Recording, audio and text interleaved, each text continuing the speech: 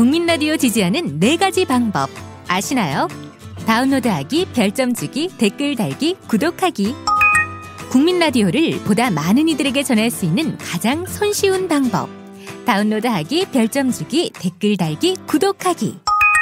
잊지 마세요. 다운로드하기, 별점 주기, 댓글 달기, 구독하기.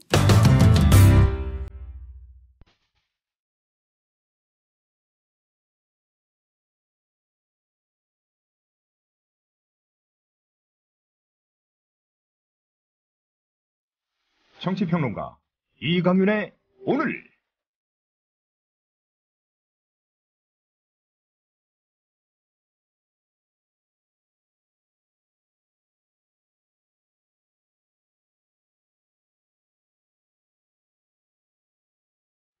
안녕하십니까, 이강윤입니다. 6월 26일 목요일 시작합니다. 청와대가 정홍원 국무총리의 사표를 60일 만에 반려했습니다. 여론이 안 좋던데 이렇게들 생각해 주시지요. 아나바다를 벌써 잊으셨나요? 진도 앞바다 말고 아나바다요. 아껴 쓰고 나눠 쓰고 바꿔 쓰고 다시 쓰는 그 아나바다 말입니다. 이게 대국민 어깃장이라고요? 고육책이라고요? 아니면 화풀이성 반사냐고요? 미안하지만 다 틀렸습니다. 재활용입니다. 그래도 카드 돌려막기는 아니잖아요. 사표 거부라는 신의 한 수는 차마 생각지들 못하셨죠? 이제 오늘부로 세월호는 잊어주세요. 집에 가겠다고 짐 싸고 인사한 뒤 대문께서 서성대던 분만 뻘쭘하게 됐습니다. 기네스북은 사상 초유의 총리 재활용으로 기록하겠네요. 물자 전략 강조하던 70년대가 생각납니다. 대문께서 서성대던 그분, 멸사봉공의 우국 충정을 다 하시겠답니다. 장고 끝에 악수라는 바둑 용어를 청와대만 모르는 모양입니다. 광고 듣고 시작하겠습니다. 부장님, 대리운전은 뭐 부를까요? 대리운전 블랙박스 주는 1800-6606 대리운전이 있지 않은가? 20회 이용시 블랙박스를 주는 1800-6606 블랙박스 대리운전이요? 그럼 검색창에 블랙박스 대리운전을 검색해보게. 홈피에는 다양한 사은품들도 있다네. 저기 부장님, 블랙박스 대리운전에서는 국민TV에 후원도 한다면서요. 자네도 블랙박스도 주고 후원도 하는 1800-6606 이용하게. 역시 대리운전은 1800-6606.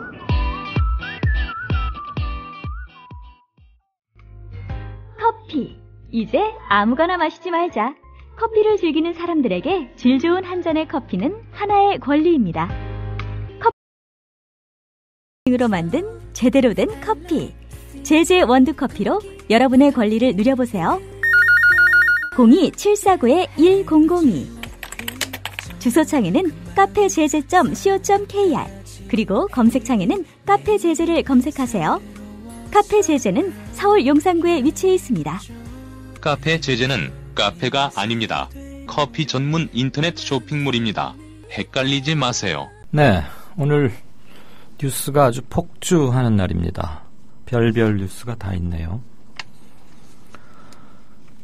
총리 유임 또는 사표 거부는 조금 전에 말씀드렸고요. 이미 다 전해진 소식이고, 청와대 인사수석실 7년 만에 부활하겠답니다. 온갖 인사파동 뒤 끝에 노무현 정부 때 있었던 인사수석실을 이명박 정부 때 없앴거든요. 다시 돌아가겠답니다. 노무현 정부 청와대로 돌아가는 게 벌써 한 2-3건 나오고 있습니다. 세월호 국정조사 특위, 드디어 여야가 기관보고 일정에 합의했습니다. 드디어. 청와대 기관보고는 김기춘 비서실장이 나서서 하겠답니다. 당연한 거죠. 그런데 청와대가 세월호 국정조사 특위에 단 한 건의 자료 제출도 하지 않고 있습니다. 완전 비협조. 요즘 10대들이 완전 이런 말 잘 쓴다면서요. 까도 또 끝없이 나오는 양파 부총리 후보, 김명수 교육부 장관 후보자가 교수 시절에 상습적으로 반토막 강의에 조기 종강 이런 거 일삼았답니다. 세월호 참사 교사 선언에 참여했던 교사 284명이든가요? 제가 숫자를 지금 정확히 기억은 못하겠는데 아마 300명은 조금 안 됐던 것 같습니다. 교사 전원에 대해서 처벌 기로하고 고발하겠답니다. 여성 초혼 연령이 계속 늦어져서 이제 30세가 되어야 처음으로 비로소 결혼을 한다. 이런 생활 관련 뉴스도, 사회 관련 뉴스도 있네요. 이건 만으로 집계하는 거니까 우리 나이로는 31가 돼야 결혼을 한다. 결혼하기 힘들고 아이 낳기 무섭고 아이 낳아서 잘 키우기 힘든 나라. 세태가 명확히 반영된 그런 통계인 것 같습니다.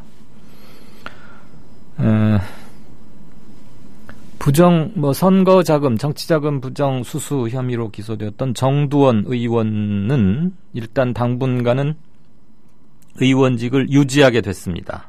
오늘 대법원 최종 판결이 나왔습니다. 그렇지만 새누리당 같은 당의 성완종 의원은 선거법 위반 혐의로 역시 대법원에 올라갔는데 의원직 상실형을 받았습니다. 이로써 730 국회의원 재보선은 전국 15곳에서 치러지게 됐습니다. 역대 국회의원 재보선 사상 최대 규모입니다. 말 그대로 미니 총선입니다. 다른 고정 코너들 다 그대로 되고요. 오늘 경제 쟁점 시간에서는 동부제철 지금 흔들흔들 하고 있죠. 해체 위기 일보 직전인데 채권단과 자율협약 이런 거 모색하고 있다는 것. 그리고 LTV DTI 완화 얘기 나오고 그러면서 하반기 수도권 집값 전망 좀 해보겠습니다. 그리고 최저임금 동결이냐 얼만큼 인상이냐 이런 거에 대해서도 알아보겠습니다. 진짜 인터뷰 코너에서는요. 며칠 전 명성교회 수석 재정 담당 장로의 투신 자살 사건을 두고 윤재석 프레시안 의원과 얘기를 하다가 미처다 마무리를 짓지 못했죠. 그래서 그 사건이 명확히 실체는 뭐고 현재 어떻게 돌아가고 있는지 당일 잠정 중단되었던 인터뷰이기 때문에 오늘 마저 이어서 끝은 내겠습니다. 네.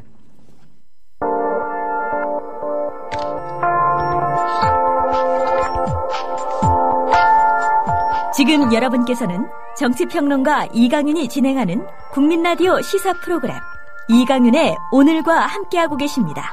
계속해서 오늘의 경제 쟁점을 짚어봅니다.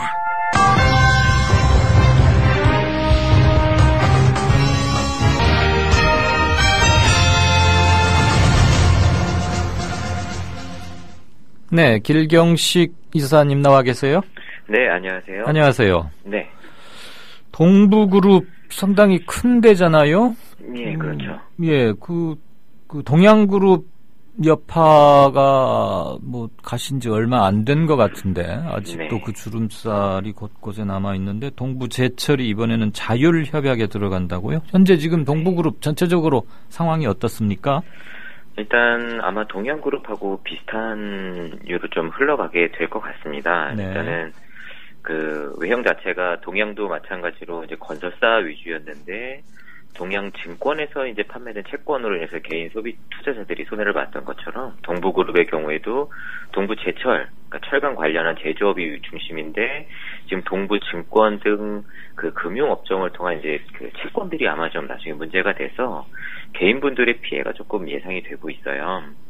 일단은 동부그룹 같은 경우에는 2013년에 유동성 위기로 이미 파산한 거나 다름이 없습니다. 네. 작년에 이제 정부에서 한 2천억 원 정도의 회사채를 신속 인수제라는 제도를 통해서 이제 회사채를 대신 갚아주면서 그 위기를 일단 한 번 넘겼고 앞으로도 3,300억 원 회사채가 이제 곧 돌아오는데 이것도 이 그 정부에서 일부를 대신 갚아주는 신속 인수제를 통해서 해결하게 될 것 같고 지금 1년 이내에 갚아야 할 단기 차입금과 회사채를 합치게 되면 1조 원이 훌쩍 넘고 있거든요. 예.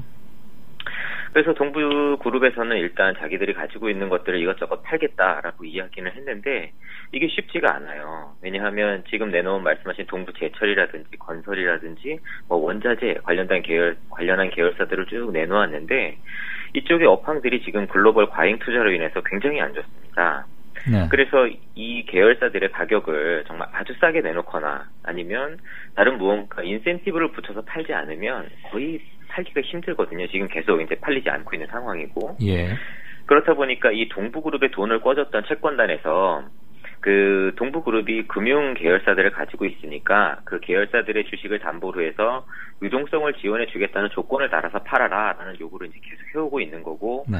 동부그룹에서는 그거는 이제 본인의 이제 아들, 그 장남이 가지고 있는 다른 뭐 계열사하고 이게 분리된 몫이기 때문에 그것까지 이렇게 가져오는 건 좀 무리다라고 해서 버티고 있는 거고, 이런 상황이 이제 계속 지지부진하게 이어지고 있는 상황입니다. 그 동부그룹 그러면은 재계순위 몇 위쯤 됐죠? 제가 그 순위까지는 정확히 기억을 못하겠는데 그 10위권 안에도 들어가고 했던 것 같거든요. 그렇죠. 네, 굉장히 큰 그룹입니다. 네, 안 좋아도 20권 밖으로 넘어가지는 않는 데죠. 네네. 꽤 큰 데인데 이렇게 속으로 멍이 들어 있었네요. 그렇죠.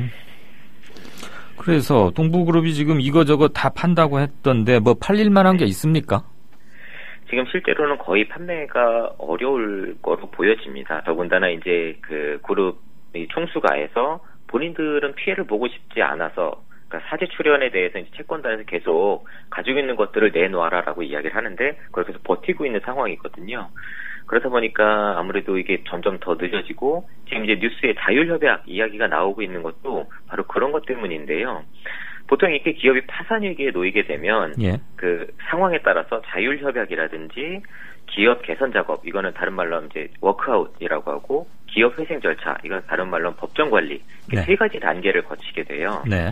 근데 지금 말이 나오고 있는 자율협약은 그 세 개 중에 이제 가장 약한 단계라고 할 수가 있는데, 기업이 이제 그룹이나 기업이 상황이 안 좋아지면 자신에게 이제 돈을 빌려준, 특히 이제 시중은행, 제1금융권의 채권단을 상대로 도와달라는 요청을 하게 되면 그 채권단에서 이 기업이 살아날 수 있을까 아닐까를 실사 조사를 한 이후에 가능성이 있다라고 생각을 하면 도와주기로 결정하고 이제 자율협약이라고 할 체결을 합니다. 그러면 그룹의 뭐 어떤 자산을 매각을 할지, 인력을 얼마나 감축을 할지, 또 이 대주주들의 사재를 얼만큼 그 감수를 해서 이 위기를 넘어갈지 뭐 이런 것들을 다 요구를 하게 되는데, 이게 아무래도 가장 약한 단계다 보니까 법적인 강제력이 없습니다. 그래서 이 뭐 총수 일가가 버티면 어떻게 할 방법이 없거든요. 그래서 일단은 지금 채권단에서는 이 자율협약을 진행을 해서 출자 전환을 하겠다라는 이야기를 하고 있어요. 이 출자 전환을 하게 되면 채권단이 가지고 있는, 그러니까 돈을 빌려준 만큼 원래는 돈으로 받아야 되는데 그걸 대신 주식으로 받는 거예요. 그래서 지금 동부제철의 어떤 경영권을 총수 일가가 가지고 있는데, 이 채권단이 가지고 있는 채권액을 다 주식으로 바꾸게 되면 아무래도 채권단에서 그 경영권을 가져가게 될 확률이 굉장히 높고, 주인이 바뀌는 거죠. 그렇죠.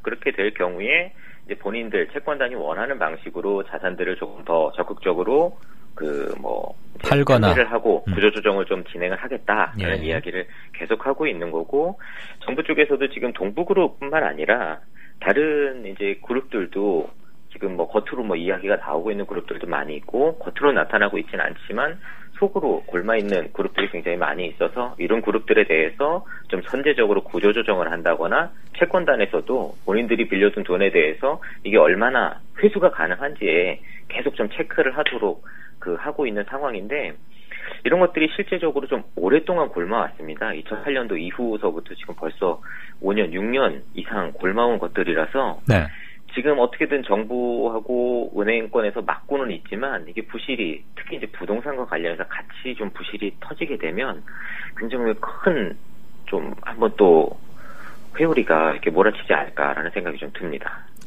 우리 기리사님이 그 뉴욕의 뭐 룸비니처럼 미스터 둠인가? 그 비관론자, 비관주의자는 아니시죠? 그렇진 않습니다. 그런데 경제 과학 공부하다 보면은 말씀 드릴 때마다 계속 우울해지고 이거 이러다 우리나라 경제 큰일 나는 거 아니야?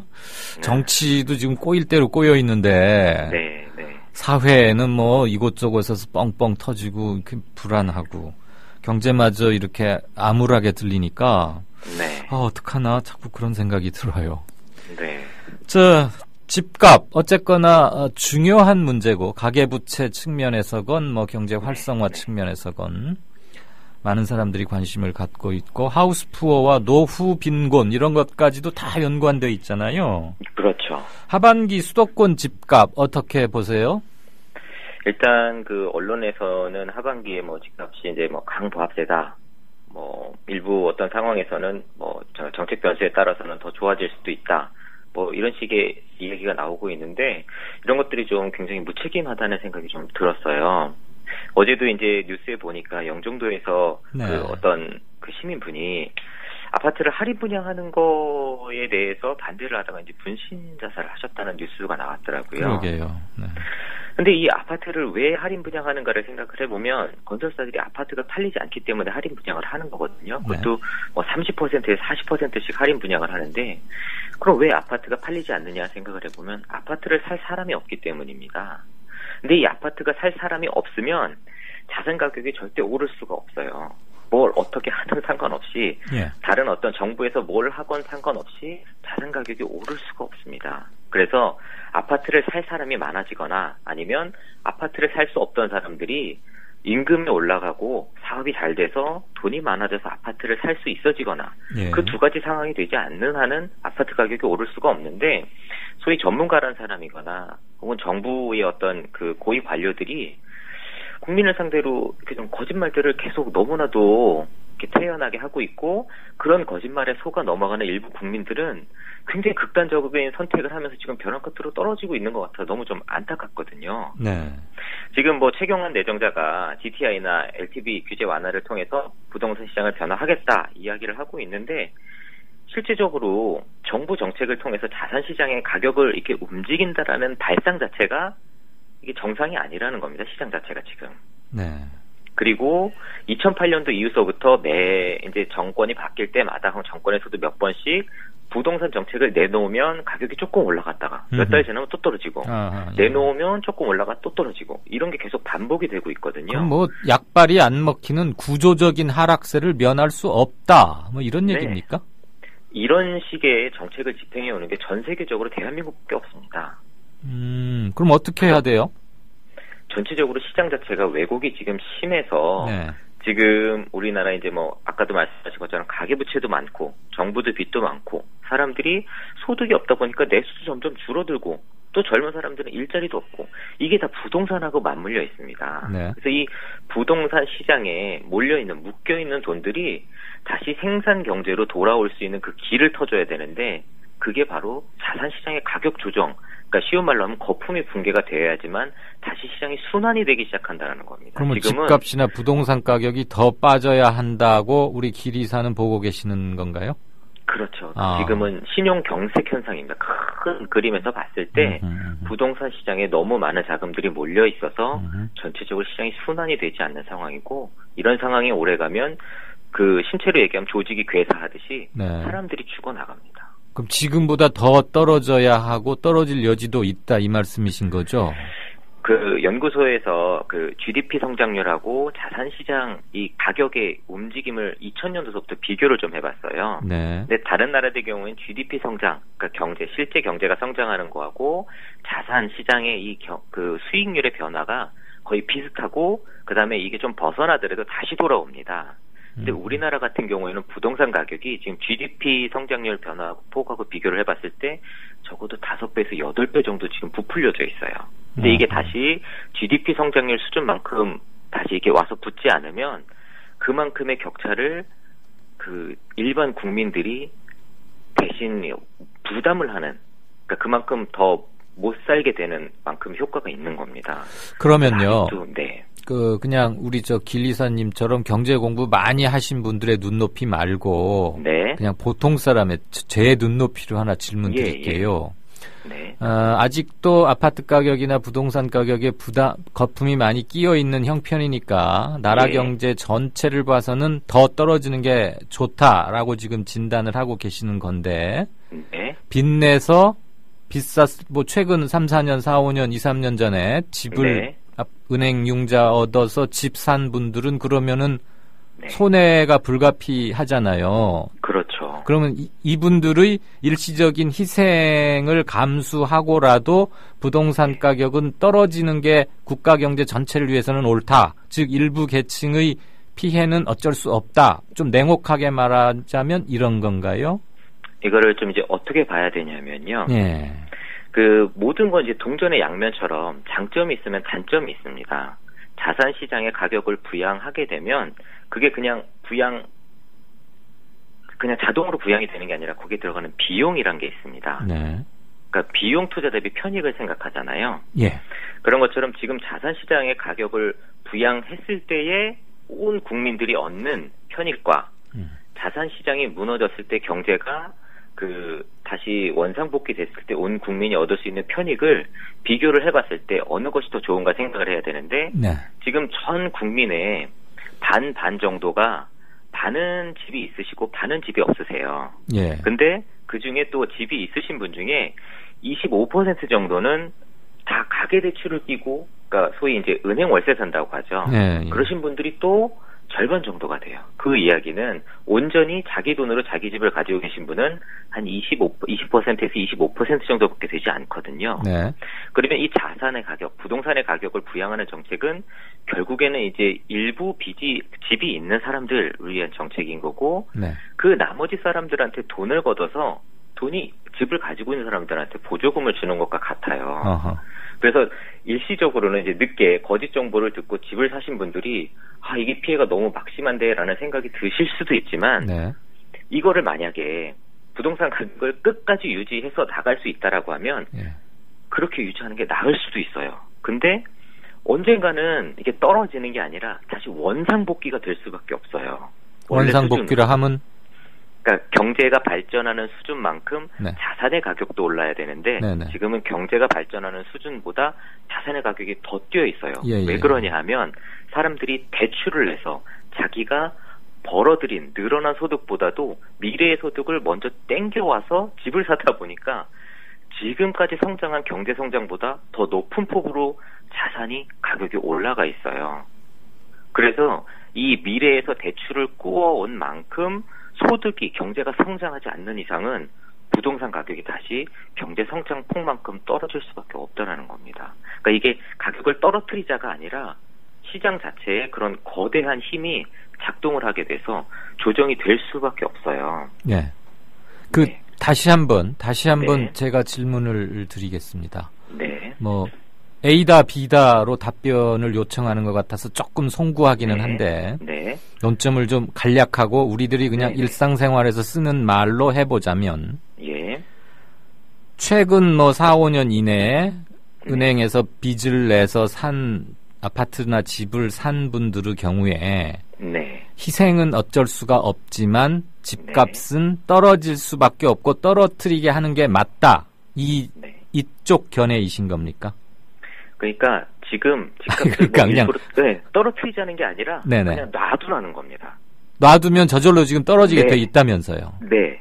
왜냐하면 그러니까 GDP 성장률보다 부동산 가격 앙등률이 워낙 컸기 때문에 네. 즉 우리나라가 계속적인 고성장을 해나갈 수 없는 경제 체질이 되었기 때문에 네. GDP 성장률과 부동산 가격의 언밸런스는 네. 경제적 자본시장의 논리에 놔두면 언제 동조화 될 수밖에 없고 그 말은 네, 즉 네. 부동산 가격이 떨어진다는 얘기 아닙니까?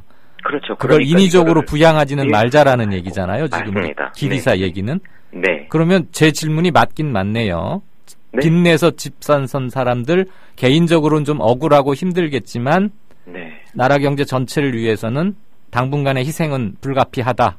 네. 이 말씀이죠. 그러니까- 야박하게 들리더라도. 그러니까 정부에서 정책을 하는 사람들이 네. 국민들을 벼랑 끝으로 내몬 겁니다, 사실. 네네. 네. 알겠습니다. 우리가 명확한 사태의 현상과 네. 과학적인 예측은 정확히 알아야 하기 때문에 그거에 네. 의해서 어떤 경제 각 주체들이 행위를 결정하는 것이 현명한 거 아니겠습니까? 네. 그러니까 아픈 건 아픈 거지만 일단 정확히는 알자라는 뜻에서 네네. 네, 제가 2번씩이나 연구 그리고 제가 잘 공부를 많이 못 해갖고요. 경제 얘기 어려워서 잘 못 알아들어요. 그래서 지금 정리해주신 걸로 아마 많은 분들이 그렇구나라고 알아들으실 것 같아요. 쉽게 좀 여쭤봤습니다. 네. 이게 용어의 진입 장벽이 높을수록 우리가 사이가 그런 면이 있습니다. 네, 멀어지거든요. 네. 그러니까 그냥 좀 공부 안 한 사람 위주로 얘기를 해주시면. 네. 그러다 보면 또 우리도 조금씩 실력이 높아가겠죠. 맞습니다. 네. 마지막 하나 여쭙고 끝내겠습니다. 정부가 내년도 예산 요구액을 377조 원으로 확대한다고 하는데요. 네. 정부 빚은 계속 늘어난다고 하고 예산도 자꾸 확대를 하니까 빚이 더 막 늘어날 것 같은데 어떤 게 맞아요? 어떤 거예요? 일단은 올해 대비해서 한 6% 정도 20조 이상 그 예산을 늘릴 것으로 일단 가예산이라고 해야 되나요? 어쨌든 이렇게 계획을 잡았다고 합니다. 항상 7, 8월쯤에 이제 확정을 하죠. 예, 일단 그걸 가지고 정부 안에서는 이제 부처끼리 또 협의도 하기도 하고 지자체와 협의를 해서 확정을 지을 건데 어쨌든 분야별로 보면 복지와 교육, 문화, 연구개발, 국방, 외교통일 해서 8개 분야는 예산을 증액하고 SOC나 산업, 환경, 농림 등 4개 분야는 일단 감액을 하는 걸로 진행을 한다라고 하는데 말씀하신 것처럼 국가 빚이 지금 너무나도 많습니다. 박근혜 정부가 1년 지나고 나서 보니까 국채 발행 잔고, 그러니까 국채를 통해서 빚을 늘린 게 1년 만에 100조 이상 폭증을 했고 더군다나 문제는 경기가 이제 계속 안 좋다 보니까 국가가 벌어들이는 세입은 계속 줄어드는데 세출은 계속 늘어나고 있어서 이 불균형이 계속 커지고 있는 거거든요.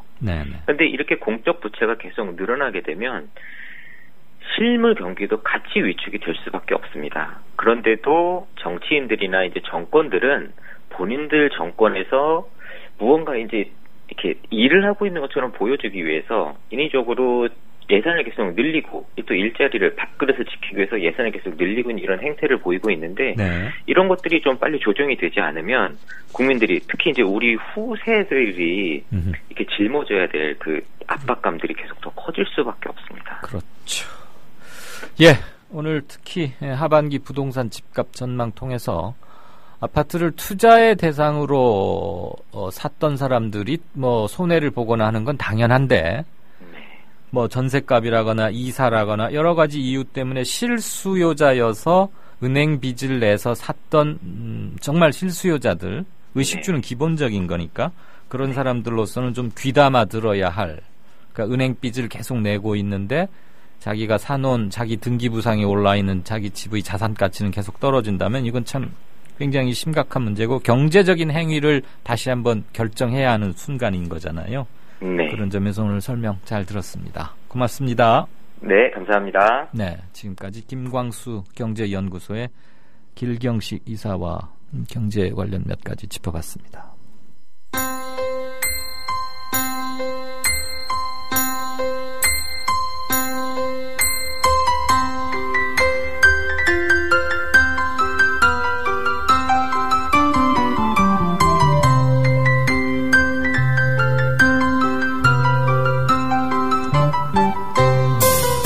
국민라디오 이강윤의 오늘 날씨 이야기입니다. 오늘 전국에 구름이 많은 가운데 더운 날씨가 이어지고 있습니다. 낮 최고 기온은 서울 29도, 대구 32도 등으로 특히 남부지방은 예년에 비해 3, 4도가량 더 올랐습니다. 자외선 지수도 높고 습도 또한 높게 나타나고 있습니다. 한편 강원 산간과 경북 북부 내륙 지역에는 대기가 불안정해 늦은 오후부터 밤까지 소나기가 오는 곳이 있겠습니다. 또 제주도는 다시 장마전선의 영향으로 내일까지 장맛비가 오락가락 내리겠습니다. 비의 양은 5에서 20mm로 많지 않습니다. 바다의 물결은 0.5에서 2m로 비교적 낮게 일고 있고 내일과 오늘 안개가 짙게 끼겠습니다. 주말인 토요일에는 오후부터 수도권과 영서지방에 비가 내리면서 더위가 잠시 주춤할 것으로 보입니다. 지금까지 변현주였습니다.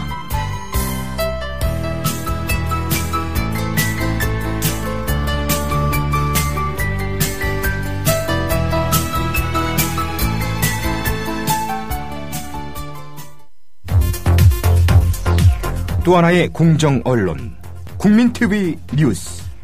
한국의 오프라인 뉴스, 온라인 여론, 국민TV 뉴스에 접속하시면 한눈에 만나실 수 있습니다. 또 하나의 진짜 언론, 국민TV 뉴스. 뉴스.국민.tv, 미디어 협동조합 국민라디오, 국민TV의 자매 인터넷 신문, 국민TV 뉴스에 지금 접속하세요.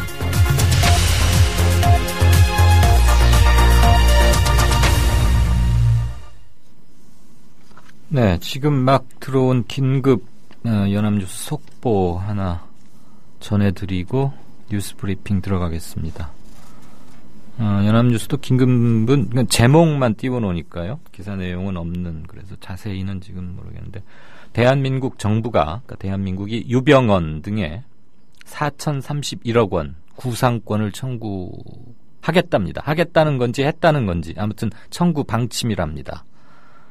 세월호 실질적 소유주인 유병언 씨 일가와 그 그룹에게 4,031억 원의 구상권을 청구하겠다. 정부가 어떤 것을 근거로 피해액을 4,031억 원으로 산정했는지, 그다음에 지금 실질적으로는 세모그룹이 이만한 돈을 낼 수 있는 여력이 되는지 어쩌는지는 모르겠는데, 그런 상황, 이런 것들은 좀 이따 자세한 상보가 뜨면, 저희가 끝나기 전까지 그런 기사가 뜨면 다시 한번 전해드리겠고요. 그때까지 안 되면 이후 저녁 뉴스에서 좀 체크를 하시면 될 것 같습니다.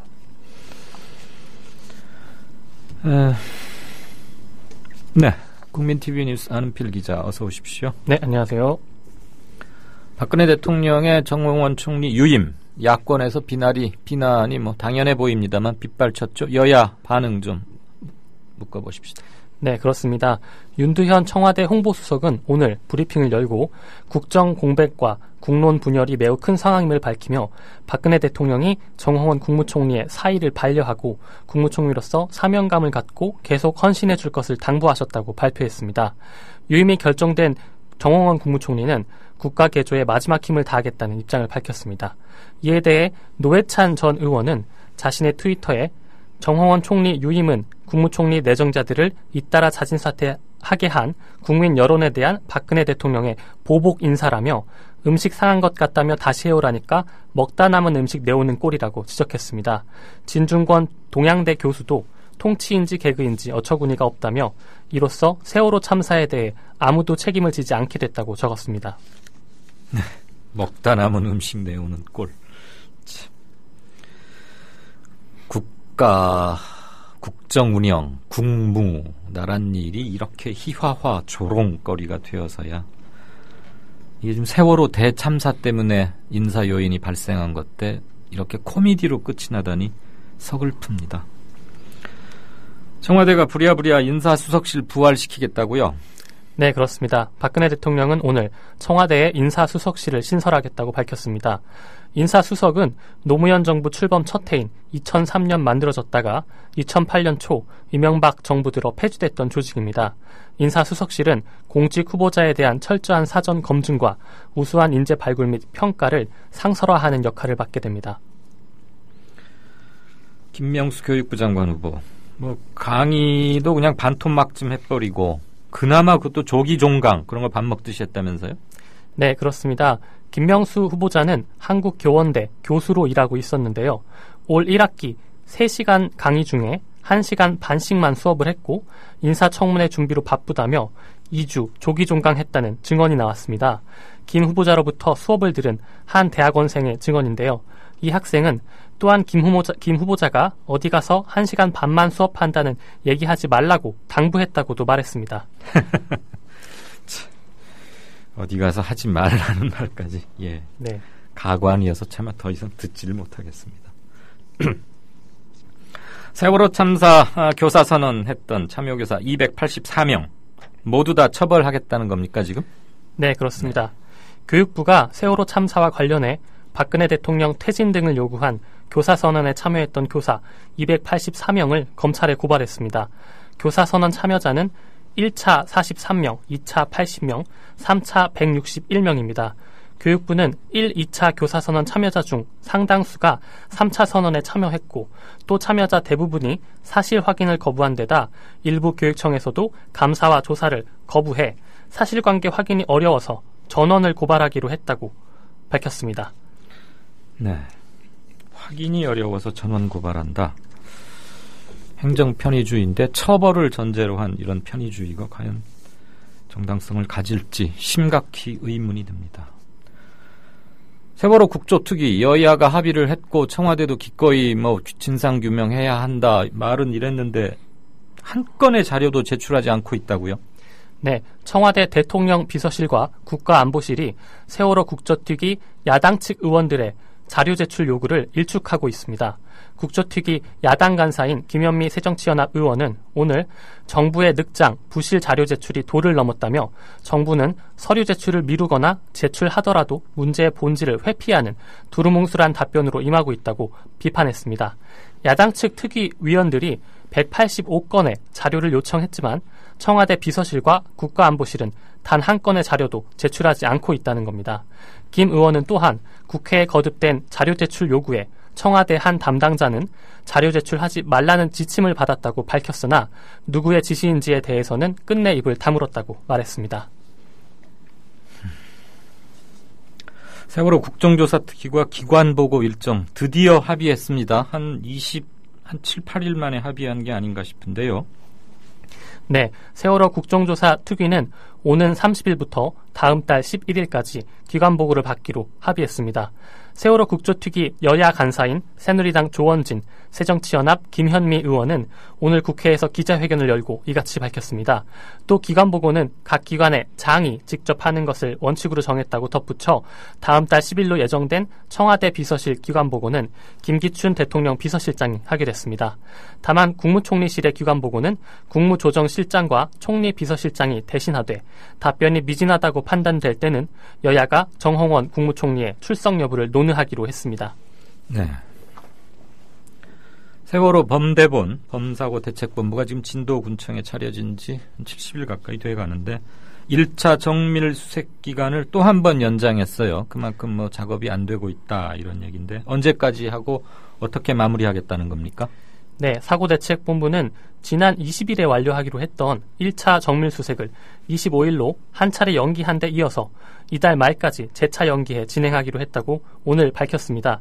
대책본부는 오는 30일 1차 정밀수색 결과를 브리핑하겠다고 전했습니다.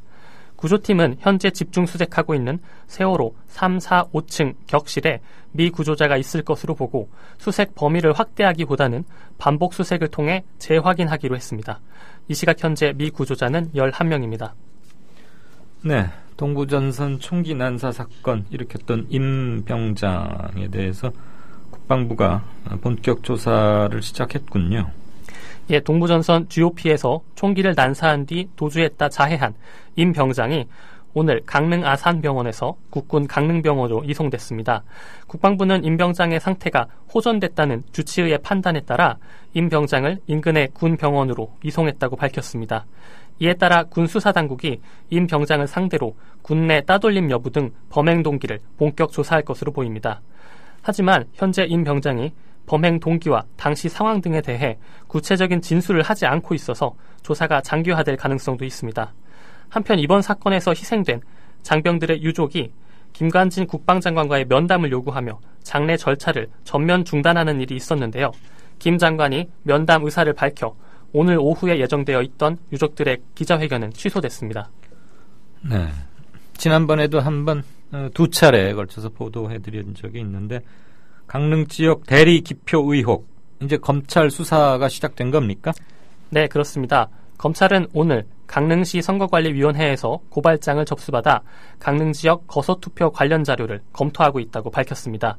특히 대리기표 혐의를 받고 있는 해당 마을의 주민들이 거소투표자 의사와 관계없이 기표를 하게 된 경위와 조직적 개입이 있었는지 등을 집중 조사할 것으로 알려졌습니다. 그때 모두 6건인가 그랬었죠? 네, 그렇습니다. 새누리당의 정두원 그리고 성완종 의원, 한 사람은 의원직을 잃고 한 사람은 당분간 조금 더 할 수 있게 됐어요. 네, 정 의원은 의원직을 유지하고 성 의원은 의원직을 잃었습니다. 대법원은 오늘 공직선거법 위반 혐의로 기소된 성 의원에 대해 벌금 500만 원의 원심을 확정했습니다. 성 의원은 벌금 100만 원 이상의 형을 받아 의원직을 잃게 됐습니다. 정치자금법 위반 등의 혐의로 역시 동일하게 기소된 정 의원에 대해서는 징역 10월을 선고한 원심을 깨고 파기환송했습니다. 최저임금 얼마로 할 거냐, 얼마로 올릴 거냐, 노사가 오늘 밤샘 회의를 해서라도 결판을 짓자, 지금 이렇게들 전의를 다지고 있죠. 네, 내년에 적용할 최저임금의 결정 시한이 사흘 앞으로 다가왔는데요. 네. 최저임금위원회는 오늘 정부 세종청사에서 6차 전원회의를 열고 막바지 협상을 벌일 예정입니다.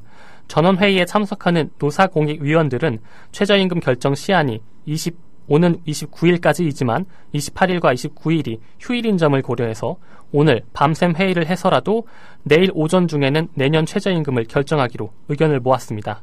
이번 달 12일 본격적으로 시작된 최저임금위원회 전원회의에서 노동계는 올해보다 27% 높은 시급 6,700원 안을, 사용자 측은 5,210원 동결안을 내놓고 2주 가까이 신경전을 벌여왔습니다.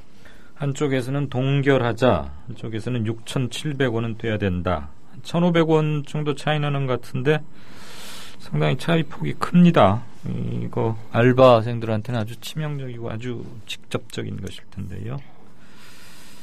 그러니까 내일 중으로는 지금 결과 내놓겠다는 거죠? 네, 내일 오전 중으로 나올 것 같습니다. 지켜봐야겠습니다.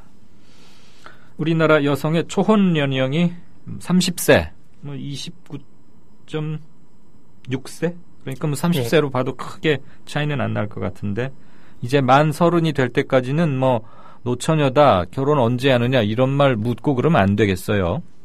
네, 그렇습니다.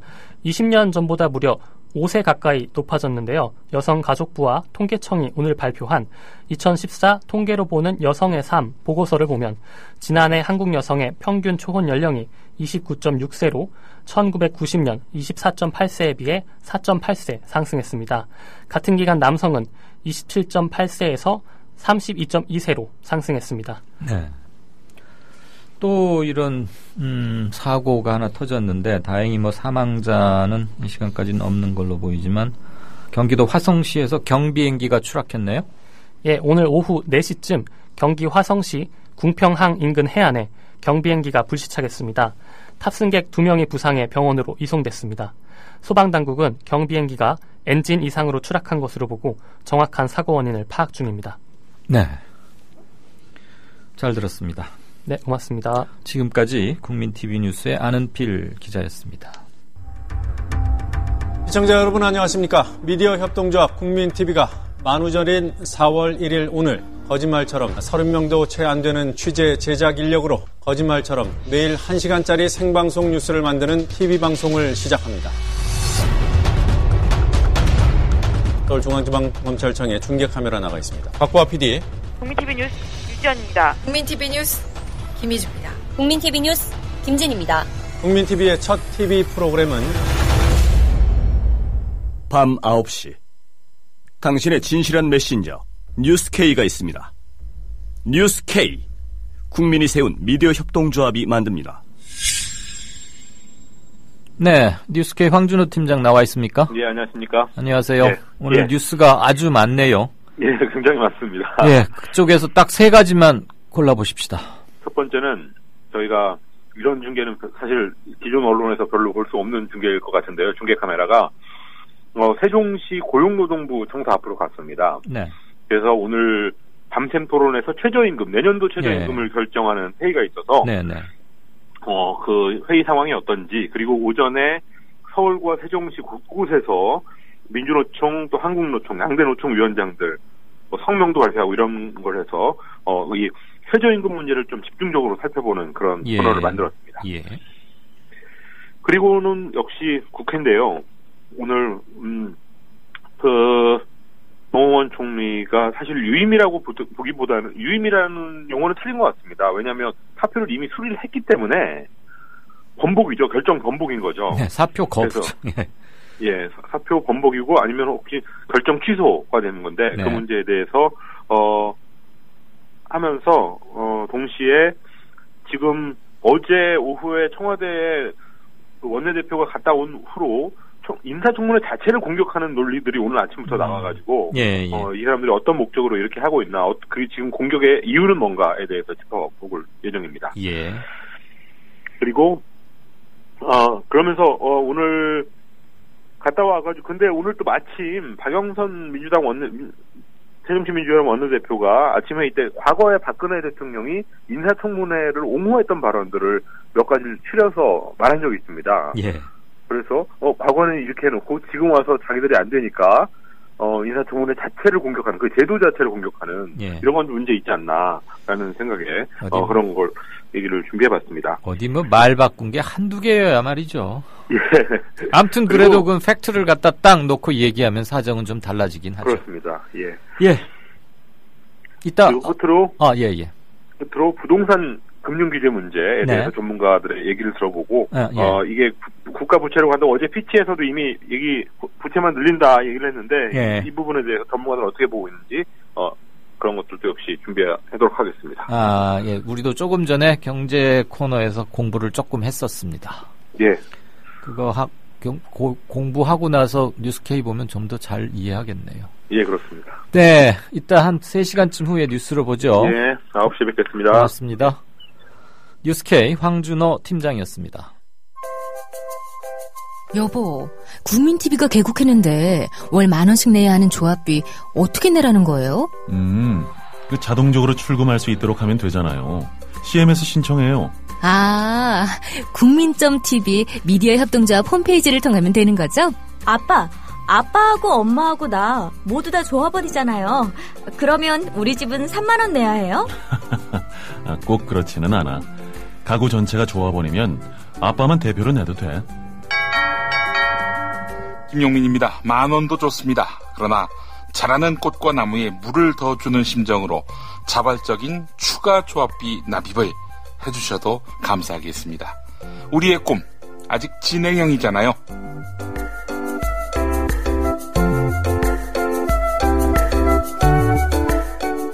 산만을 향해 달려가는 미디어 협동조합.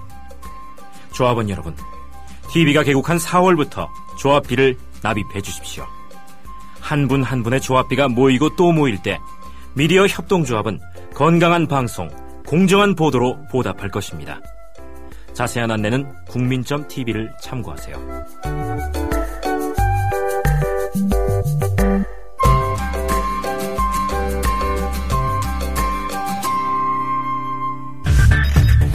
이강윤의 오늘, 이제는 정가 산책으로 함께합니다.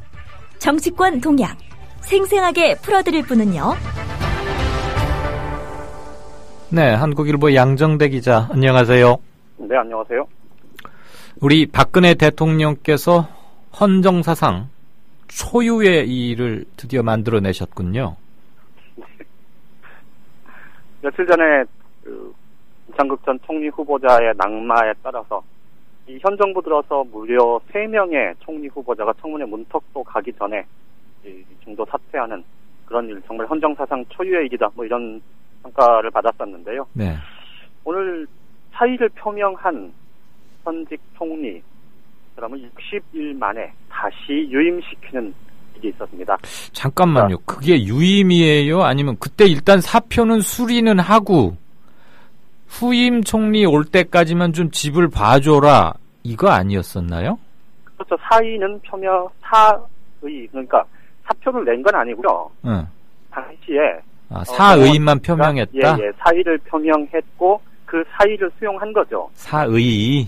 예. 사표가 그러니까, 아니고? 예, 그때 사표를 낸 건 아닙니다. 알겠습니다. 그러니까 결국은 사의 표명 60일 만에 정홍원 총리는 쌌던 짐을 다시 이제 풀게 되는 그런 상황이 됐는데, 말씀드린 대로 이런 일도 정말 헌정사상 초유의 일이고, 이게 우리나라가 어쨌든 뭐 좋든 싫든 OECD 국가이기도 하고, 뭐 선진국 문턱에 간에 만에 한 지가 벌써 몇 년 된 나라 아닙니까? 이런 나라에서 이런 일이 벌어지고 있다는 거, 이게 아마 정말 감추고 싶을 텐데, 뭐 외신들이 다 보도를 했기 때문에 다들 알고 있겠죠? 정말 어디 나가서 정말 창피할 일 아닌가 싶습니다. 예, 웃으면 안 되는데 오늘 하도 참 어이가 없어서 새누리당은 뭐 대변인 논평을 통해서 뭐 고뇌에 찬 결단이라 이랬던데 네. 그냥 기자들 앞이니까 그런 거고 내부에는 어때요? 실제로들 그래 생각해요? 설마 실제로 그렇게 생각하는 사람은 없겠죠. 저는 모르죠. 그러니까 양 기자한테 묻죠. 그렇게 생각하는 사람들도 있긴 할 텐데 네. 제가 만나본 의원들 그리고 뭐 여기저기 이제 보도를 통해서 아마 많은 청취자분들도 접하셨을 텐데 네. 실제 공개적으로 이렇게 당의 대변인이 하는 얘기야 당연히 뭐 어쩔 수 없이 집권 여당이니까 네. 대통령의 그 상황을 좀 10분 반영하는 논평을 낼 수밖에 없었겠습니다만 예. 지금 사실 대부분의 새누리당 의원들 멘붕 상태에 빠졌다 뭐 이렇게 말씀드려도 크게 과언은 아닐 것 같아요. 예. 실제로 만나서 좀 들어보면요. 예. 정말 헛웃음치는 의원들이 꽤 많았습니다. 예. 그러니까 아니 진짜 이건 누가 봐도 그러니까 세월호 참사로 해서 사실은 내가 그 책임을 지고 물러나겠다. 대통령의 사과 대신 내가 물러나는 걸로 해달라고 국민들한테 그렇게 해서 사퇴 의사를 표명했던 게 정홍원 총리 아닙니까? 그렇죠. 60일 전에. 그리고 박근혜 대통령은 세월호 참사가 내 탓은 아니지만 어쨌든 이 과거 우리 사회에 쌓여진 적폐가 드러난 거고 그래서 개혁적이고 이 도덕성을 갖춘 이런 새로운 총리를 내세워서 이 총리실을 통해서 이 과거사 적폐, 이 과거의 적폐 문제를 다 도려내겠다. 그 역할을 새 총리에게 맡기겠다. 이렇게 국민한테 약속을 한 거잖아요. 그렇죠. 네. 그랬는데 이 사퇴 의사를 밝혔던 총리를 결국 다시 기용을 한 것 아닙니까? 예. 이게 결국은 누가 봐도 상식을 가진 사람이면 국민들한테 표현이 좀 그렇긴 합니다만 사실 장난친 거잖아요, 이게. 표현이 절대 안 그렇고 명확한 사실 보도인데 지금. 근데 이거는 제 표현이 아니고요. 예. 새누리당에 정말 제가 오늘 통화했었던 새누리당의 친박계 재선 의원의 표현입니다. 예. 국민을 데리고 장난친 걸로 보일 때다. 예. 이거 어떻게 했으면 좋겠냐. 이런 얘기를 할 정도인데 어쨌든 전반적으로 지금 새누리당 의원들 사이에서도 너무 의외라는 반응이 많습니다. 어제부터 정홍원 총리 유인설이 조금씩 나오긴 했지만 근데 그건 정말 경우의 수 중에 하나로 농담처럼 그렇죠. 한 건데. 농담처럼 한 얘기지. 그게 현실이 될 거라고 누가 감히 상상이나 했겠습니까? 이거 730 재보선을 생각해도 이건 악수일 텐데 왜 그걸 청와대가 모를까요? 또는 알고도 했을까요? 저는 그러니까 그 고려는 하지 않았을 거다 이런 생각이 드는데요. 730까지는 아직 고려를 안 했다?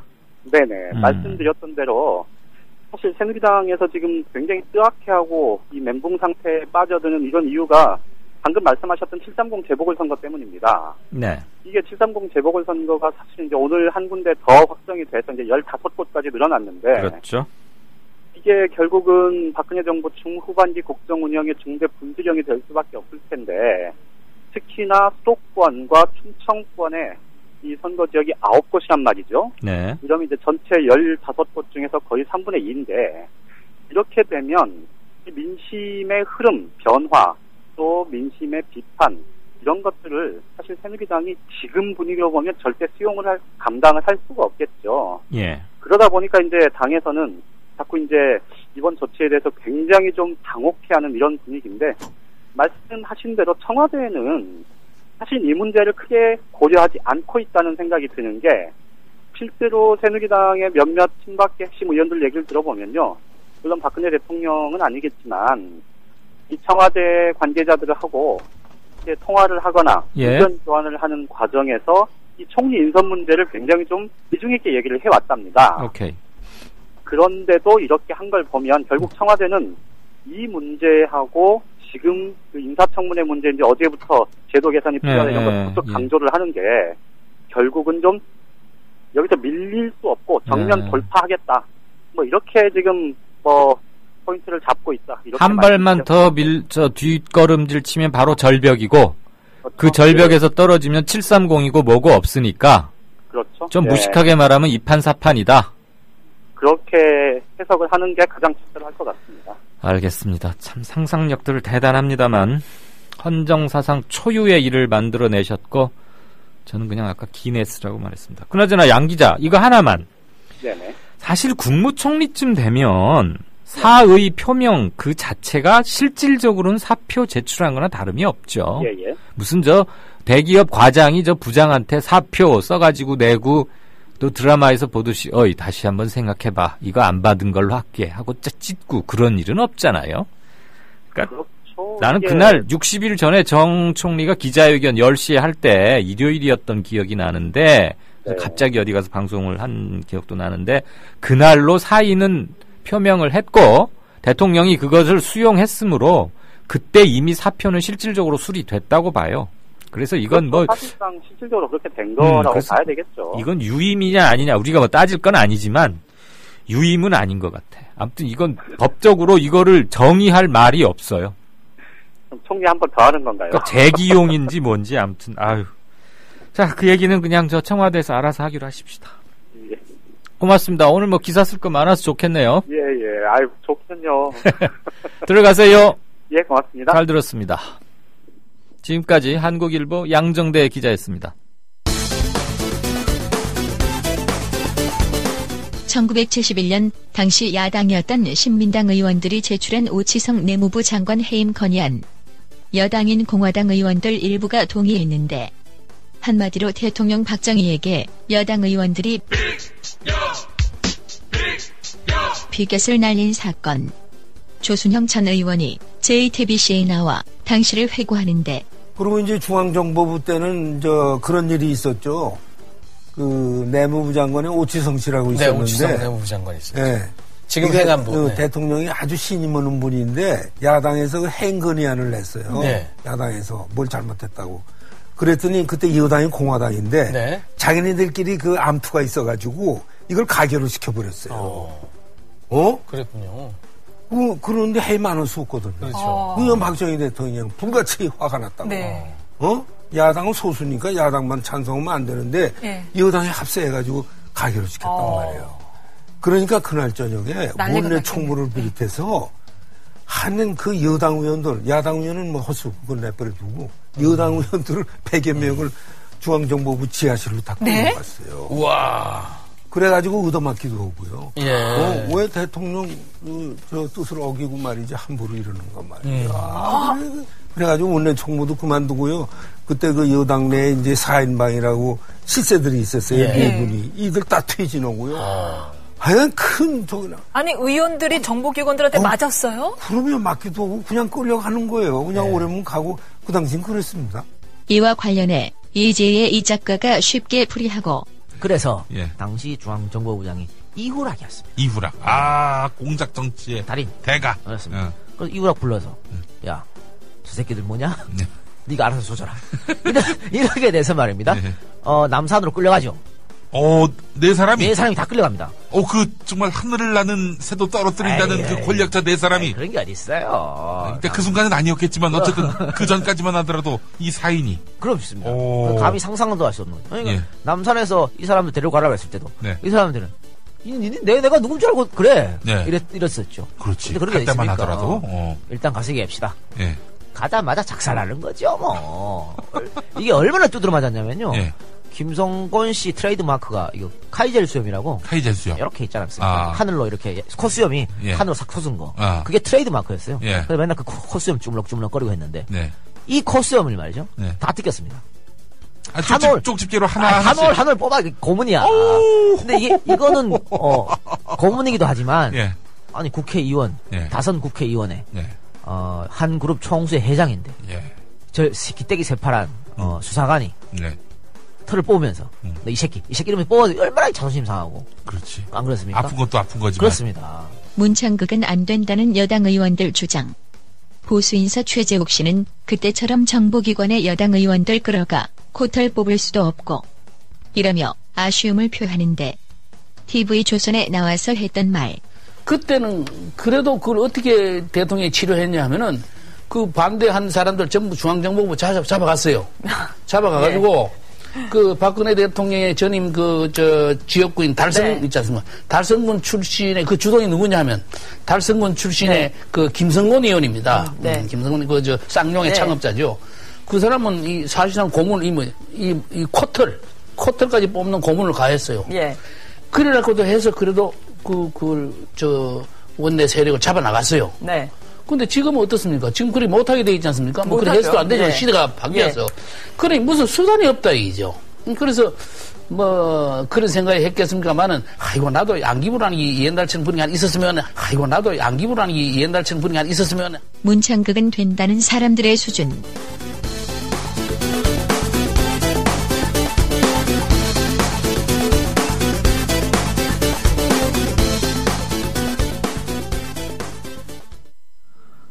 네, 진짜 인터뷰 들어가기 전에 오늘 뭐 뉴스가 아주 폭주여서 게시판을 한 번도 못 들여다봤는데요. 한두 가지 짤막한 좀 보고 진짜 인터뷰로 넘어가겠습니다. 오늘 너무 뉴스가 많고 특히 정홍원 국무총리 재기용하는 것에 대해서 많은 얘기들 해주셨고 부동산 가격에 대해서도 견해들을 입장에 따라서 많이들 주셨습니다. 충분히 행간은 읽을 수 있었고 이해도 합니다.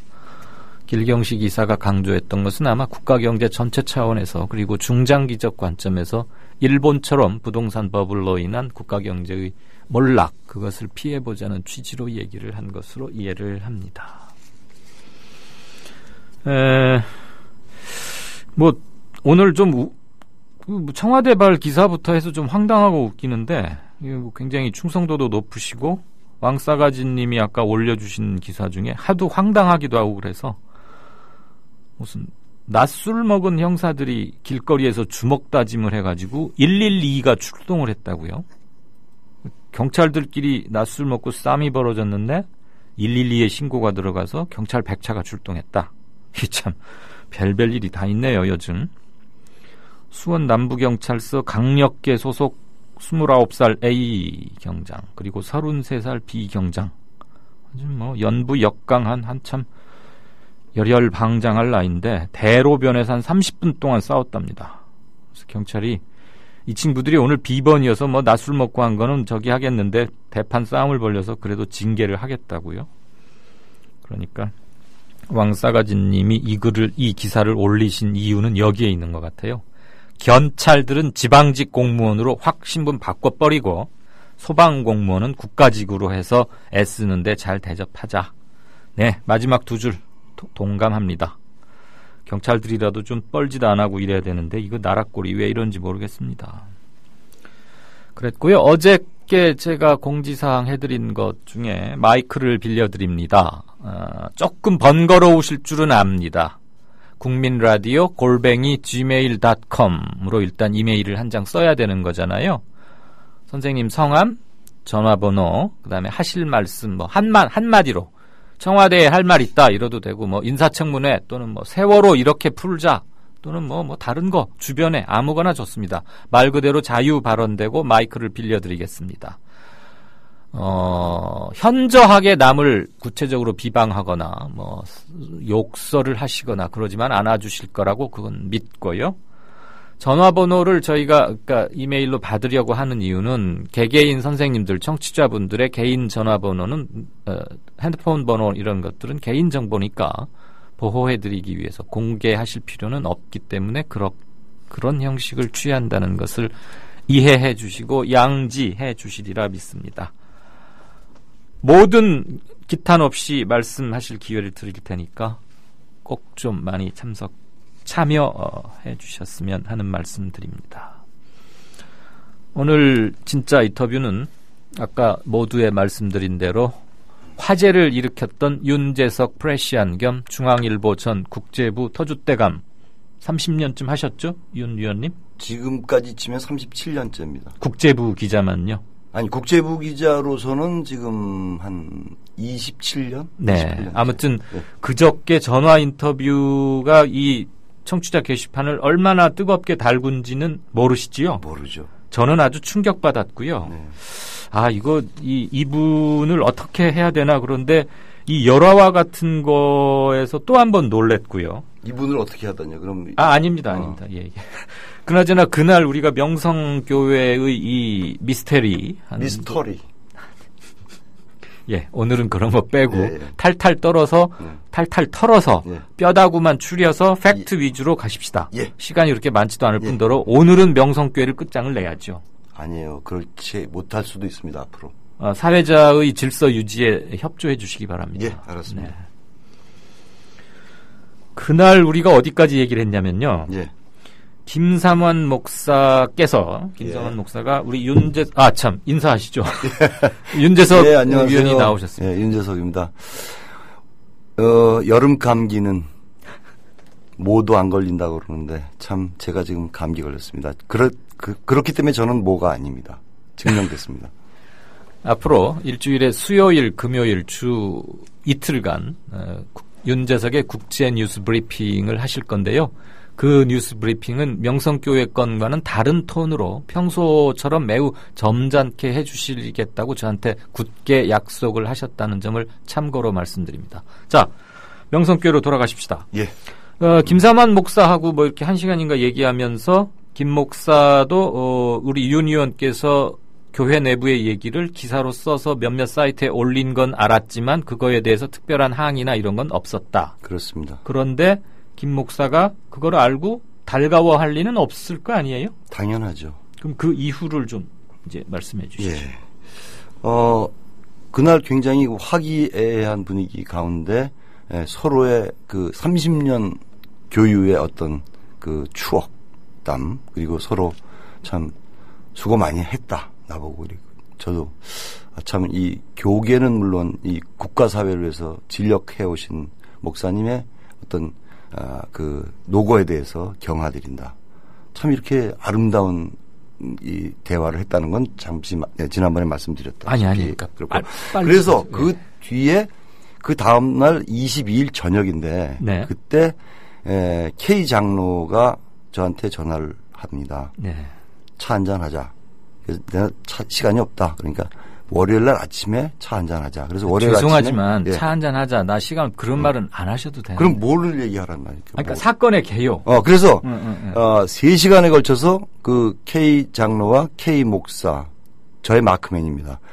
저하고 같이 막 농담 따먹기 또 했습니다. 뭐 세상 돌아가는 얘기, 신앙 얘기. 그래서 3시간이나 무려 잡혀 있었는데 저는 바쁜데 지금. 그래서 10시가 된 시점에서 제가 이제 나왔죠. 근데 등 뒤에다 대고 집사님 기사 내려주실 수 없습니까? 그래서 아무 소리 안 하고 제가 그냥 나왔죠. 또 얘기해요? 그럼 계속 하셔야죠. 그러고 이제 마포에 있는 사무실로 차를 몰고 왔는데 11시쯤 됐죠. 그때 전화가 옵니다. 고인의 큰 아들입니다. 기사를 내려주실 수 없는지. 그래서 기사의 팩트가 틀리거나 왜곡 과장됐다면 제가 알려드리겠습니다. 사법당국에 소송을 제기하거나 언론중재위원회 제소를 하면 저는 가서 소명을 하겠습니다. 그랬더니 그런 게 아니고 그냥 내려주십시오. 그래서 제가 생각하기엔 고인 가족이 피해자일 텐데 억울할 텐데 왜 기사를 내려달라고 하는지 참 이해가 안 가네요. 그러니까 전화를 끊습니다. 거의 같은 시간에 우리 집사람한테 고인의 미망인이 전화해서는 윤 집사가 쓴 글은 사실과 전혀 다르고 당신이 아시는지 모르겠는데 그러니까 우리 집사람이 아는지 모르겠지만 토요일 날 저녁 때 김삼환 목사가 윤 집사를 호출해서 호통을 치고 질타를 해서 윤 집사가 무릎 꿇고 사과를 한 후에 나왔다. 이렇게 얘기를 합니다. 물론 실체적 진실은 우리 집사람이 알고 있겠죠. 오늘도 계속해서 집사람이라고 하시네요. 그 방송용으로 아니 애정 섞인 호칭이라고 알겠습니다. 이렇게 얘기해 주십시오. 그냥 계속 하십시오. 또 얘기를 합니까?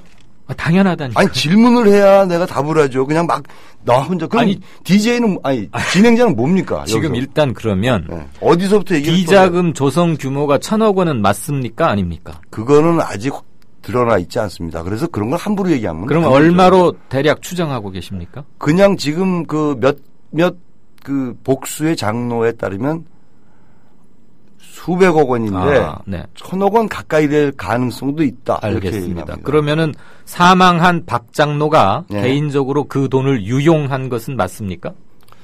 그것도 아직 확실치는 않은데 네. 정황상 그렇게 보는 관측들이 교회 내에 많습니다. 그럼 아직 이건 기사거리가 안 되잖아요.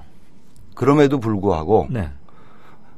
사인을 허위로 공표한 것에서 연결고리를 찾을 수 있죠. 예. 그리고 그 사인을 그 왜곡된 사인을 유가족이 억셉트를 했다. 받아들였다. 네. 여기서 뭔가 연결고리가 있는 것은 교회 측과 유가족 사이에 굉장히 은밀한 니고시에이션이 있었다 이거죠. 뭔가 그러니까 협의가 한국말로 하면 짜웅이 있었다. 네, 그렇게 보는 거죠. 그렇지 않고서는 이것이 이렇게 허위 발표에 대해서 유가족이 동의할 수가 없지 않겠는가. 조금 야박하게 들리실지 모르지만 이건 그 팩트 파인딩 또는 팩트 체킹의 그 입장에서 말씀을 드리지 않을 수가 없는데요. 그렇습니다. 아주 뭐 노익장을 과시한다 이렇게 말씀드리면 기분 나빠하실 거고. 그렇죠. 그 영원한 현역이자 언론계 대선배가 쓴 기사지만 제가 볼 때는 이것은 아직 덜 익은 기사다. 예.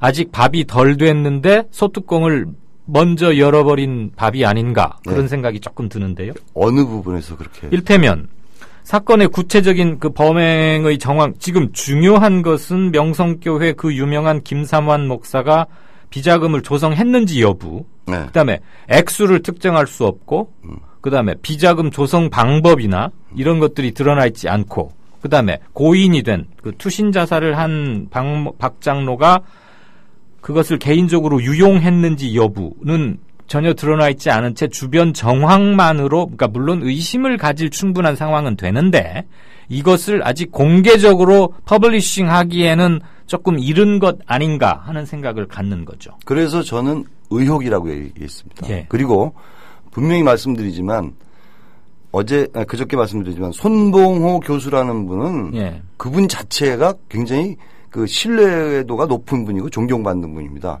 그분이 딱 뭐라고 그러냐면 의혹만으로도 이건 경천 동지할 한국 교계를 뒤흔들 사건이라 이렇게 얘기했습니다. 그런데 불특정 다수에게 이강윤의 오늘이라는 뉴스 시사 프로그램에서 이것을 다루려면 최소한의 육하원칙에 대입시킬 팩트는 갖추어야 되잖아요. 의혹만 가지고는 할 수 없으니까. 그러면 제가 이 의혹 자체보다는 정황 가지고 이 의혹을 끼워 맞출 수 있는 얘기를 한번 해보겠습니다. 그걸 입증해 주십사 하는 거죠.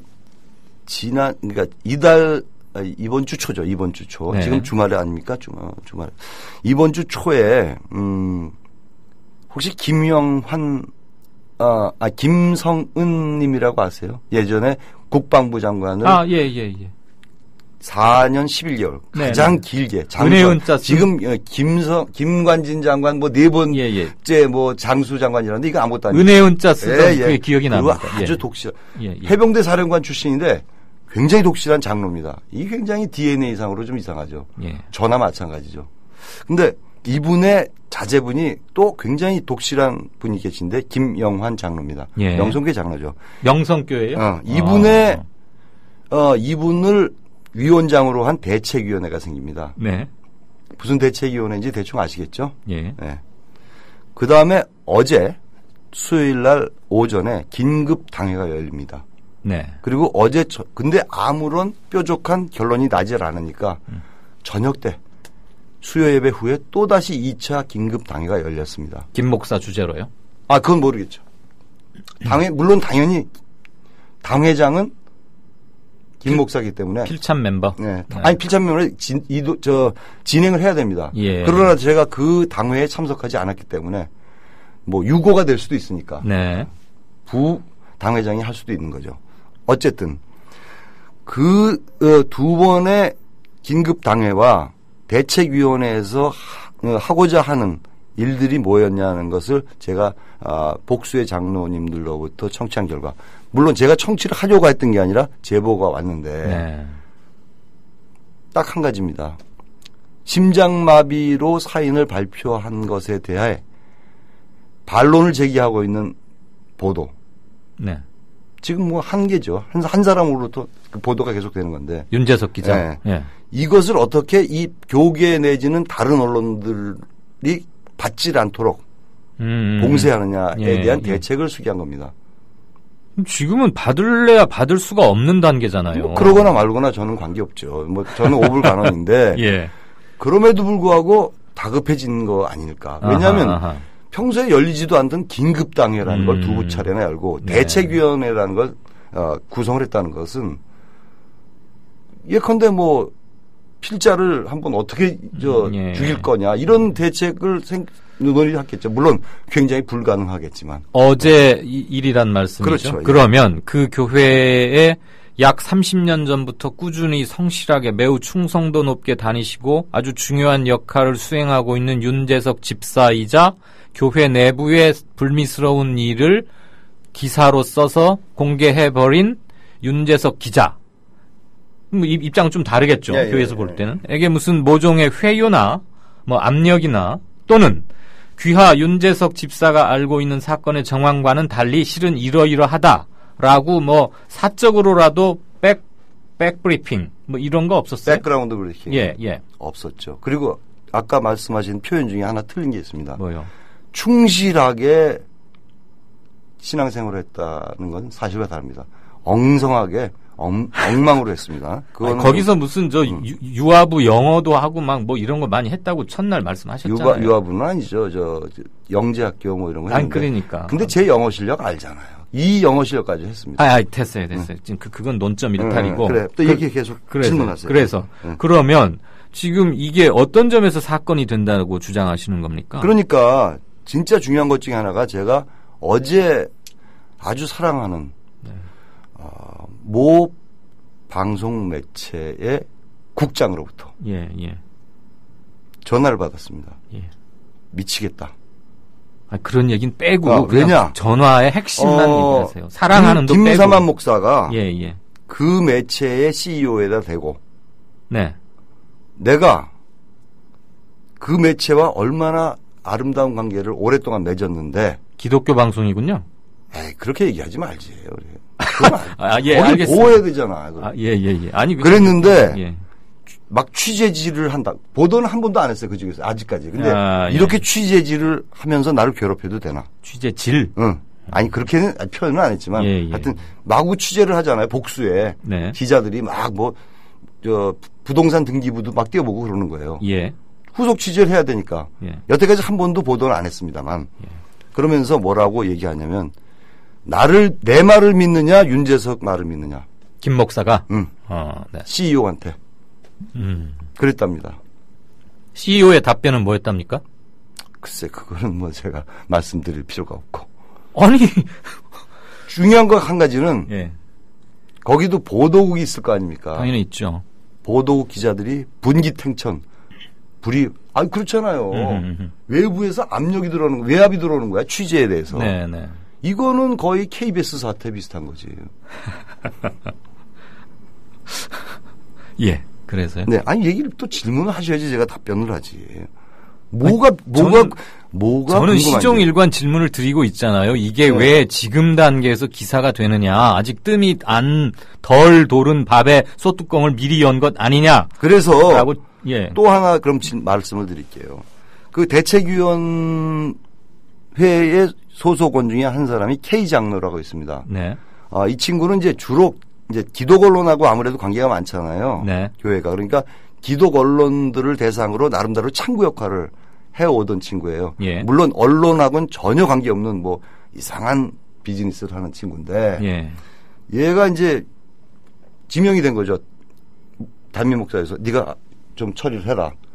근데 이 친구가 불행히도 이 언론계에서 그리 좋지 않은 평가를 받고 있는 거죠. 네. 그래서 전화를 하니까 기자가 딱 보니까 그 친구 전화번호거든요. 전번이거든. 예. 그러니까 전화를 꺼버립니다. 그러니까 이 대책위원회의 활동이 굉장히 지금 무위로 돌아가고 있는 셈이죠. 네.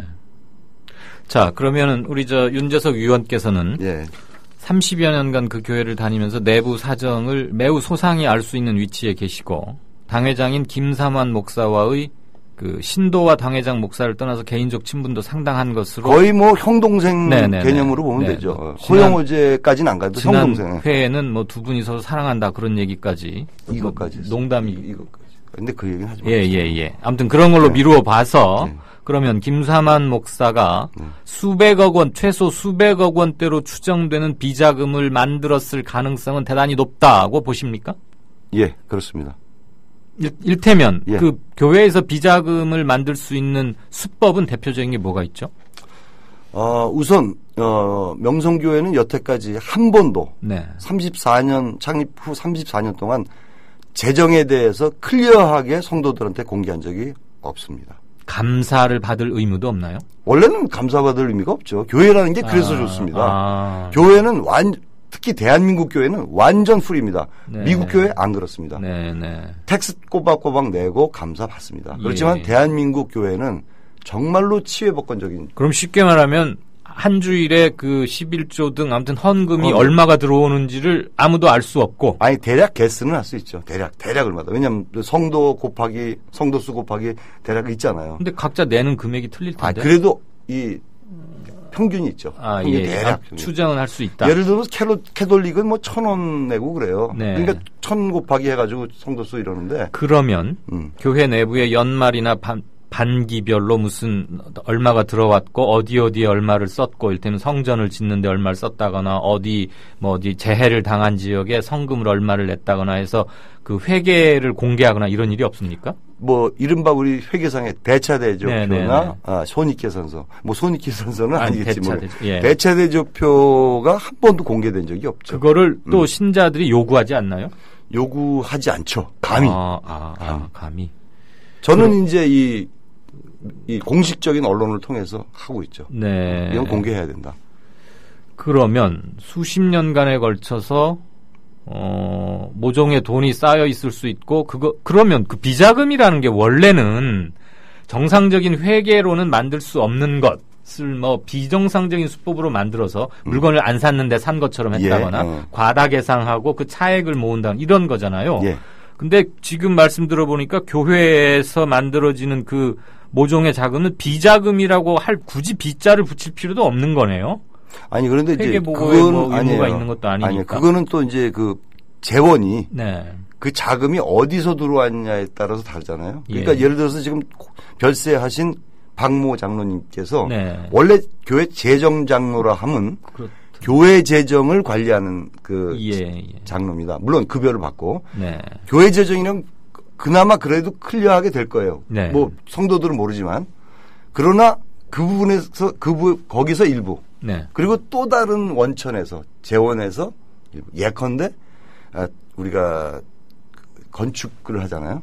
성전 건축을 여기도 이제 한 900억 들여서 했는데 여기가 어디? 명성교회. 명성교회도 새 성전을 900억 들여서 샀는데 900억 원이요? 그것도 제 땅에서 한 거기 때문에 그 사랑의 교회가 굉장히 야단 맞았잖아요. 뭐 서초동에 2천억 원인가. 근데 사실 서초동 땅값에다가 뭐 그러면 2천억 별거 아니에요. 무슨 말씀인지 아시죠? 여기는 강동구 명일동이고 자기 땅에 제 땅이야. 그러니까 이거는 엄청난 규모의 그 성전을 건축할 수 있는데 사실 그 새 성전하고 사랑의 교회 새 성전하고 규모가 비교해 보면 작습니다. 이쪽이. 뭐 예컨대 예컨대 그런 거죠. 그러니까 그러면은 윤재석 의원께서 아직 구체적으로 특정할 수 없는 몇 가지 기본 팩트가 그러니까 팩트를 다 특정하지 못함에도 불구하고 이런 기사를 쓰신 최종적인 목표는 사회에 대형 교회들의 어떤 잘못된 점에 대한 경종을 울리려고 한 게 아닐까? 그건 아닙니다. 아닙니까? 그 이전에 사실은 그건 그렇게 되면 저도 굉장히 아픔이 커요. 왜냐하면 분명히 지금 못난이 삼형제 교회님 해가지고 뭐 여의도 순복음 해가지고 이 사회에 짐이 되는 교회가 많지 않습니까? 근데 또 하나의 교회 여태까지 굉장히 모범적이었다고 평가되던 교회가 또 하나의 짐이 된다. 그럼 저도 개신교인으로서 참 슬픈 일이죠. 저는 그 교회가 건강을 되찾기 바라는 마음에서 그리고 그 교회 성도들이 북한 사회에 있는 북한 주민처럼 입을 다물거나 그 겁박에 의해서 여러 가지 겁박에 의해서 움츠려 들어서 이런 실체적 진실을 밝히지 못하는 그런 상황이 너무 안타까워서 교회 내에서만이라도 그것이 클리어하게 공포가 됐으면 좋겠다 하는 그런 충정이었죠. 공포요? 공표. 이런 많은 의구심들이 예를 들면 심장마비 아니거든요. 이건 분명히. 그런데도 지금 대부분의 성도들은 교회의 공포를 믿죠. 교회의 공표를 믿고 있습니다. 그 투신자살한 박모 장로의 사인은 뭐 심장마비가 아닐 것이지만 심장마비라고 교회가 공식적으로 밝힌 거에 동의했다는 것은 뭔가 구린 점이 있거나 약점이 있기 때문에 적극적으로 항의하지 않고 이런 거 아니겠습니까? 그 문제는 이제 조금 이따 하고. 조금 이따가 아니라 지금 시간이 얼마 없어요. 그럼 지금 해야 돼요. 왜냐하면 심장마비 자꾸 진행자도 심장마비가 아닐 수도 이렇게 얘기하잖아요. 그러니까 그 경찰의 사고 처리 제가 수습길자 할 때 기억으로 보면 사망진단서를 뗄 때 1차 사인, 2차 사인, 3차 사인 이렇게 있습니다. 그렇죠. 그 마지막에 최종 3차 사인은 다 똑같죠. 심장마비. 그러니까 중요한 건 제가 그럼 한 가지 팁을 드릴게요. 뭐냐면 어제 당회에서 긴급 당회에서 유서가 세 장이 아니라 세 건에 별도에 이거 나도 발음 잘못하네. 이거 단위를 잘못했네. 세 건에 그러니까 각각 다른 별도의 세 건의 유서가 발견됐다. 자, 근데 우리가 추정할 수 있는 게 뭐죠? 유서의 수신인이 누구겠어? 다 다른. 하나는 김 목사 가족. 우선 가족이죠. 그다음에 담임 목사. 그리고 또 하나는 이분이 장로니까 신도 또는 장로들한테 주는 이 유서. 근데 심장마비로 사망하는 분이 유서를 미리 작성할 수 있을까? 없죠. 없죠. 됐습니까? 그럼 다시 말씀드렸어요. 자, 그러면 그 유서 내용은 공개가 됐습니까? 이건 말이라고 하십니까? 기자하신 분이. 그러니까 됐어요, 안 됐어요? 안 됐죠. 그런 거를 알아내셔야 기사를 쓰시는 거지. 지금. 무능한 기자라고 얘기했잖아요. 그게 자랑은 아니잖아요. 그래서 최종적으로 주장하시는 바는 뭡니까, 지금? 교회 내의 건강성. 제가 이의 하나 있습니다. 아까 이 훌륭한 명성교회가 다시 근데 제가 과문하거나 또는 잘못 들어 알고 있는지는 모르지만 김삼환 목사는 매우 문제적 목사이고 그래서 사실 기독교를 깊이 알지 못하는 일반 시민들은 명성교회에 대해서 그닥 좋지 않은 이미지를 갖고 있는 분들이 훨씬 많지 않을까라는 게 제 생각인데 제 생각이 잘못된 겁니까? 맞습니다. 뭐가 그러니까 잘못됐다는 게 맞다는 얘기입니까? 아니. 맞다는 얘기예요. 옳게 생각하고 있다 이 얘기죠. 영어에서 yes 그러면 그게 맞는 거 아닙니까? 근데 이 불행하게도 그 성도들, 그 안에 있는 성도들은 제가 말씀드렸죠. 완전한 클로즈드 소사이어티입니다. 그리고 말하자면 김삼환 목사는 거의 김정일 수준의 디그니티, 이건희 수준의 디그니티를 갖고 있는 분이에요. 교회 내부에서. 그러니까 감히 그분의 말 한마디를 거역할 사람이 없는 거죠. 딱 한 사람 빼놓고. 이해가 잘 안 되는군요. 어쨌거나 이제 마무리를 지어야 할 시간이니까 오늘은 이제 명성교회 얘기는 오늘로써 어쨌건 종집을 찍어야 됩니다. 일단 한 문장으로 이번 이것을 폭로하고 이것을 기사로 쓰신 그것을 딱 30초로 정리를 좀 해주십시오. 대한민국 개신교회가 더 이상 망가져서는 안 되겠다. 그겁니다. 알겠습니다. 우리 청취자께서 윤재석 위원의 이렇게 사진까지 막 왕싸가지님 아주 근데 사진 제일 못생긴 걸 사회부 기자 수준인데요. 자, 청취자분들께 정리 말씀드리겠습니다. 명성교회의 기사는 들으셨지만 아직 최종적으로 익은 것은 아니고요. 경종을 울릴 수 있는 단초는 마련해줬다. 오늘 그 문제 제기를 한 윤재석 기자를 모시고 얘기를 나눴습니다. 이강윤의 오늘 순서는 여기까지입니다. 들어주셔서